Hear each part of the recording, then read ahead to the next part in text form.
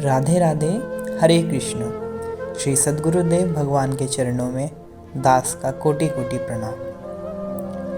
साधकों, कल हम द्रौपदी जी का जीवन चरित्र श्रवण कर रहे थे। आज गतांक से आगे उसी यज्ञ कुंड से इसके बाद एक अनिग्न सुंदरी कुमारी भी प्रकट हुई। उसके सभी अंग बड़े सुंदर थे। कमल दल के समान सुंदर नेत्र थे। लंबे लंबे घुंघराले बाल थे। लाल लाल नख कुछ उभरे हुए थे। भौहें बहुत ही मनोहर थी। उसे देखकर ही उसके सौभाग्य का अनुमान हो जाता था।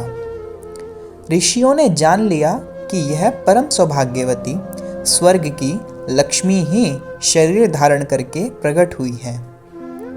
उस कुमारी के शरीर से नीले कमल की मनोहर सुगंध निकलती रहती थी और आसपास कोस भर तक फैली रहती थी।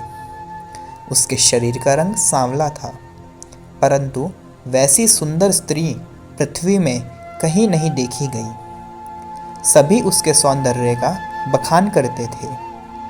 उसके प्रकट होने पर आकाशवाणी हुई कि यह स्त्री रत्न कृष्णा क्षत्रिय वंश के नाश का कारण होगी, इसलिए इसकी सृष्टि हुई है। समय आने पर इसके द्वारा देवताओं का कार्य सिद्ध होगा।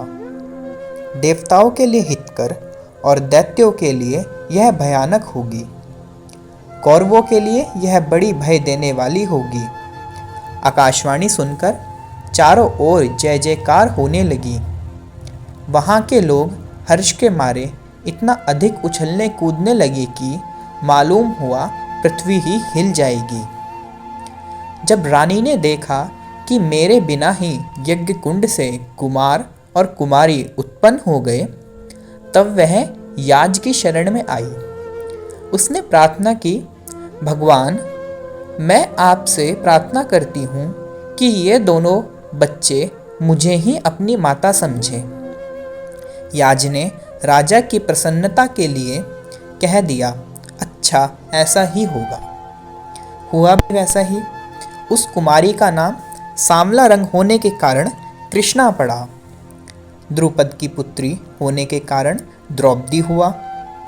यज्ञ की वेदी से उत्पन्न होने के कारण याज्ञसेनी हुआ, अथवा द्रुपद का ही एक नाम यज्ञसेन था, इसलिए भी द्रौपदी को याज्ञसेनी कहते हैं।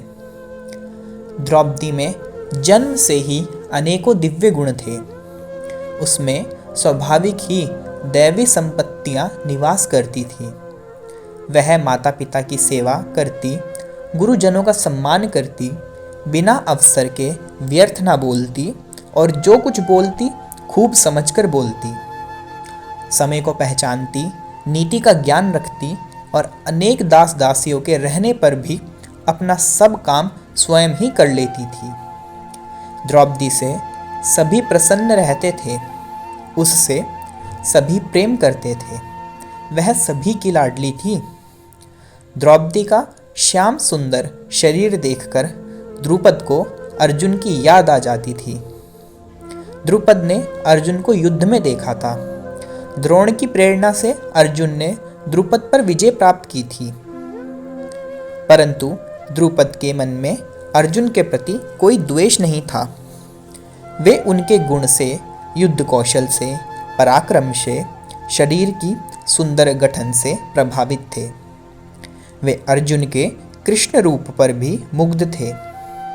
उनके मन में कई बार यह बात आती थी कि यदि कृष्णा द्रौपदी का विवाह अर्जुन से होता तो कितना अच्छा होता, परंतु वे इस बात से निराश थे।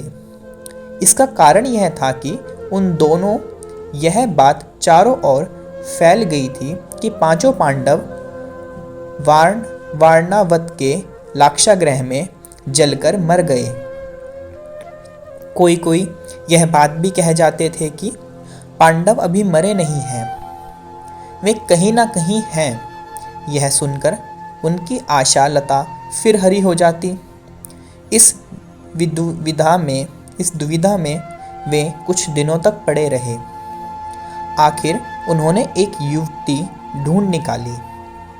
उन्होंने सोचा कि अपनी कन्या का स्वयंवर इस प्रकार करे कि स्वयं अर्जुन अथवा अर्जुन जैसे वीर ही मेरी कन्या को प्राप्त कर सकें। बहुत संभव है कि अर्जुन ही आ जाएं, तब तो मेरी अभिलाषा ही पूरी हो जाएगी। परंतु द्रुपद ने यह बात और किसी से कही नहीं। द्रुपद ने एक बड़ा ही ठोस धनुष बनवाया जिसे सब कोई ना झुका सके। एक कृत्रिम यंत्र बनवाया और उसे ऊपर टंगवा दिया। वह चक्राकार था और निरंतर घूमता रहता था। उस यंत्र के ऊपर एक मछली रखवा दी और यह घोषणा करवा दी कि जो वीर इस धनुष पर प्रत्यंचा चढ़ाएगा और बाण के द्वारा चक्र के छिद्र के भीतर से उस मछली को वेध देगा, वही द्रौपदी को प्राप्त कर सकेगा। साथ ही यह शर्त भी रखवा दी कि निशाना लगते समय मछली की ओर नहीं देखना होगा। नीचे पानी के कुंड में मछली की परछाई देखकर ही बाण चलाना होगा। स्वयंवर का दिन निश्चित हो गया। चारों ओर से राजा और राजकुमार आने लगे और द्रुपद अर्जुन की प्रतीक्षा करने लगे। भगवान की लीला का रहस्य स्वयं भगवान ही समझते हैं। दूसरे लोगों की दृष्टि में जो हित प्रतीत होता है वह अहित हो जाता है, और जो अहित प्रतीत होता है वह हित हो जाता है। मनुष्य करना चाहता है कुछ और हो जाता है कुछ। इसी से जो लोग सब कुछ भगवान पर छोड़कर निश्चिंत हो जाते हैं और हित अहित दोनों प्रकार की परिस्थितियों में भगवान का खेल देख देख कर मुग्ध होते रहते हैं, वे ही संत हैं। धर्म अधर्म, कर्म अकर्म, हित अहित, जो कुछ भगवान करे कराएं, वही देखते रहें, उसी में प्रसन्न होते रहें। वास्तव में ये सब बातें भगवान को ही मालूम हैं। उन्हीं के सामने सब हो रही हैं। उनके सामने अन्याय और अनर्थ होने की तो संभावना ही नहीं है। होता है वही जो होने वाला है, लेकिन लोग कुछ होने के पहले ही अपनी इच्छा के अनुसार कराना चाहते हैं। उसका कर्तव्य अपने सिर पर ले लेते हैं। इसी से दुख के पाप के भागी होते हैं। सच्ची बात तो यह है कि जो कुछ प्रभु के सामने हो रहा है उसमें दोष निकालना प्रभु का तिरस्कार करना है। वे अहित प्रतीत होने वाली घटनाओं में भी किस प्रकार हित का बीज अनहरित कर सकते हैं, यह बात हम पांडवों के जीवन में देख सकते हैं। न्याय दृष्टि से हस्तिनापुर के राज्य के उत्तराधिकारी पांडव ही थे। समय समय पर श्री कृष्ण, व्यास, भीष्म, द्रोण, विदुर आदि ने इसका समर्थन किया है। फिर भी वे हस्तिनापुर से वारणावत भेज दिए गए और वहां लाक्षागृह में रखकर उन्हें जलाने की चेष्टा की गई। मनुष्य की बुद्धि ने सोचा कि इससे हमारा राज्य निष्कंटक हो जाएगा, पर पांडव जले नहीं और जलाने की इच्छा वाला जलाने का दोष भागी हो गया। पांडव अपनी माता कुंती के साथ वहां से निकल गए और भगवान वेद व्यास की सलाह से एक चक्र नगरी में आकर रहने लगे। जिन्हें एक विशाल राज्य का शासन करना चाहिए था, वे भिखारी हो गए। भिक्षा मांग कर ले आते, माँ की आज्ञा से उसे खाते। ऊपर ऊपर की दृष्टि से देखें तो पांडवों का अहित हुआ, परंतु भगवान की यह लीला पांडवों के हित के लिए ही थी। हाँ, यह बात अवश्य थी कि जिन्होंने उन्हें इस परिस्थिति में डालने की चेष्टा की, वे तो अपने कर्मफल के भागी हुए ही। एक चक्रा नगरी में पांडवों ने किस प्रकार निर्वाह किया, इस यात्रा में उन्होंने कितने कुटुंबों की रक्षा की, अपना कुटुंब कितना अधिक बढ़ाया, यह चर्चा प्रासंगिक नहीं है। हमें तो केवल द्रौपदी के जीवन से संबंध घटनाओं को ही लेना है।